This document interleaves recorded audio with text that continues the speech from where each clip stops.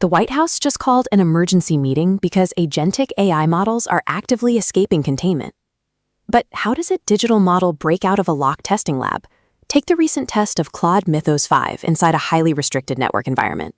A digital cage completely cut off from the open internet is called a sandbox. The AI's communication is strictly limited to just a handful of local servers. Because it's completely network isolated, it can't just guess a password to leave. Instead, it has to exploit those few permitted local services. Mythos autonomously analyzed its permitted connections, found unknown software flaws, and chained them together, punching a hole straight through the network boundary to the outside world. Once free, the model completed its assigned goal by emailing the supervising researcher. But then it autonomously posted its success on public websites, an action no human requested. That ability to independently pursue goals beyond its instructions is what makes AI agentic. That unprompted breakout proved that advanced AI models can now act entirely on their own, which is why the White House just mandated a strict new safety regime to lock them down. A massive new Houthi naval blockade is threatening to completely choke off global commerce in the Red Sea. To break it, Saudi Arabia just launched an unprecedented countermove, one that sends 3 major shockwaves through the region. First up, the military response. Saudi Arabia just organized a 14 naval coalition, bringing together regional navies to actively patrol and defend the waters. They need to secure the Bab el-Mandeb Strait, a narrow, inescapable bottleneck for ships traveling between Europe and Asia. By combining their navies, they aim to project enough firepower to reopen the waterway. Next, the economic shockwave. Commercial ships are abandoning the region entirely, detouring all the way around Africa's Cape of Good Hope. This detour adds thousands of miles and up to 2 extra weeks to transit times. The astronomical rise in shipping costs is pushing global oil prices dangerously close to $100 a barrel. And finally, the political fracture. Key neighbors like the UAE and Oman deliberately refuse to sign on to the Saudi-led alliance.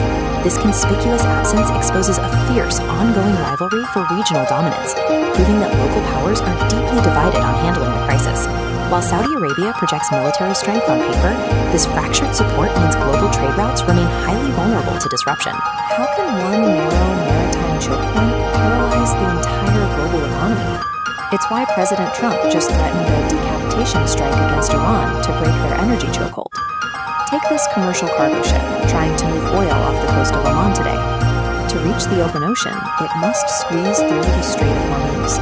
It's a strict geographic pinch point, separating the Persian Gulf from the sea, just 21 miles wide at its narrowest stretch. 20% of the world's seaborne oil trade is forced through here, funneled into just 2 strict one-way traffic lanes.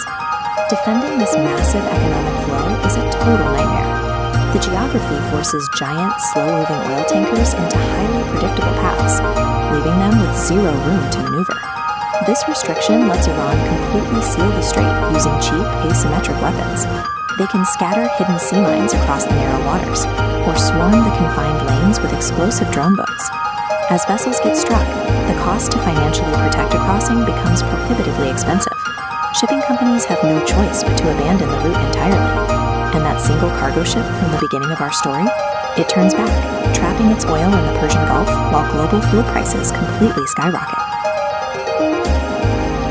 Hackers are taking over city water systems by targeting devices called programmable logic controllers. Because small-town utilities share identical, poorly defended networks, this single digital vulnerability threatens thousands of American facilities. Take a booster station in Aliquippa, Pennsylvania, where Iranian hackers suddenly took over a critical water pressure monitor. To control heavy machinery like pumps and valves, water stations use small industrial computers. These computers translate digital commands into physical actions. That's a programmable logic controller, or PLC. To let off-site technicians monitor the system easily, these PLCs are often connected directly to the public internet. You might expect a complex state-sponsored malware injection, but the attackers simply scan the internet for these exposed PLCs and log in using factory default passwords like 1111 that the utility never bothered to change. Once inside, the hackers immediately change the passwords and network settings. This completely locks the legitimate human operators out of their own digital dashboard, while the attackers freely manipulate the physical water pressure. Because the facility's digital controls are entirely compromised, the only defense is a manual fallback. Workers must drive to the station, literally pull the plug on the internet, and turn the valves by hand. And that compromised water station in Aliquippa, operators physically disconnected the high. For decades, making chips faster meant shrinking transistors. But that strategy just hit an absolute physical wall. So how does Huawei's new logic folding architecture speed up processors without shrinking the components? Imagine a data signal traveling between two distant processing gates on a standard flat chip. Because the layout is two-dimensional, that signal must travel across a long horizontal wire. Along the way, it encounters severe electrical resistance, drastically slowing down its travel time. Logic folding abandons this flat layout entirely. It physically cuts the circuit in half, stacking the active layers directly on top of each other. Now, instead of a long horizontal journey, the signal drops straight down through a microscopic vertical bridge to the exact gate it needs below. Slashing that physical wire link practically eliminates the travel delay. This boosts transistor density by 55% without actually requiring smaller transistors. And that delayed data signal from the flat chip layout, it bypasses the horizontal detour entirely, arriving almost instantly, proving the future of computing isn't shrinking, but folding. End-to-end encryption secures data so tightly, governments want a backdoor to investigate crimes. That's why the UK is secretly fighting Apple for access to your iCloud backups. Normally, companies encrypt your cloud backups, but keep a copy of the digital key. With a warrant, they just use their key to unlock your files. But Apple upgrading iCloud so the digital key generates exclusively on your physical phone. Since it's never sent to Apple, this absolute lockdown is called end-to-end encryption. To get around this, the UK issued a technical capability notice demanding Apple alter its software to bypass the lock. But encryption math doesn't allow for a UK-only exception. Apple would have to push a fundamental flaw into the global operating system, intercepting keys before they lock. This is called a master key, and a master key mathematically cannot tell the difference between a lawful government request and a malicious hacker. Rather than push this vulnerability worldwide, Apple disabled the security feature for UK users entirely, meaning the UK government's massive legal demand hasn't successfully given them targeted access to isolated criminals. It has only managed to strip millions of everyday British citizens of their absolute strongest defense against data breaches. How do you turn a crippling maritime blockade into a record-breaking financial windfall?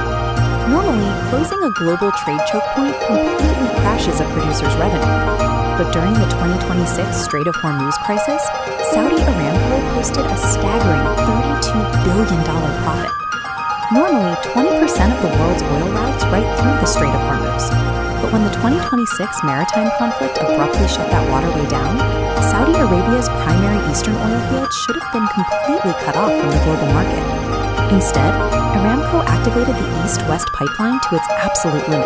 They pushed 7 million barrels of crude a day, 1,200 kilometers in the exact opposite direction. The oil arrived at the western port of Yanbu, where it was loaded onto tankers. Those ships sailed safely up the Red Sea and through the Suez Canal, entirely avoiding the Iranian blockade. And because the market panicked over the Hormuz closure, global oil prices spiked past $100 a barrel. This let Aramco sell its bypassed oil at heavily inflated prices, drawing direct accusations of profiteering from the US president.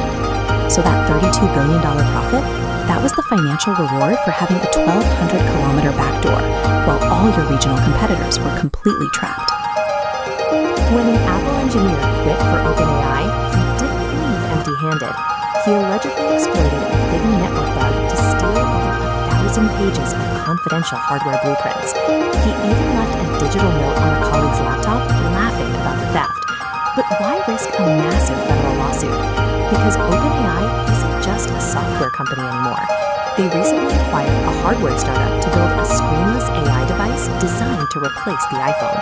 To accelerate this mission, OpenAI poached Tan, Apple's former VP of product design, putting him in charge of their new consumer hardware division. But Apple claims this recruitment crossed the line into outright corporate espionage. The lawsuit alleges that candidates were actually instructed to bring physical Apple prototypes directly into their OpenAI job interviews for a literal show and tell. And this stolen information was allegedly weaponized on the assembly line.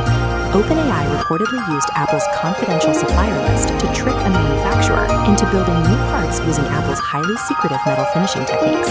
Now, Apple has asked a federal judge for a preliminary injunction, This court order wouldn't just mean financial damages for the startup.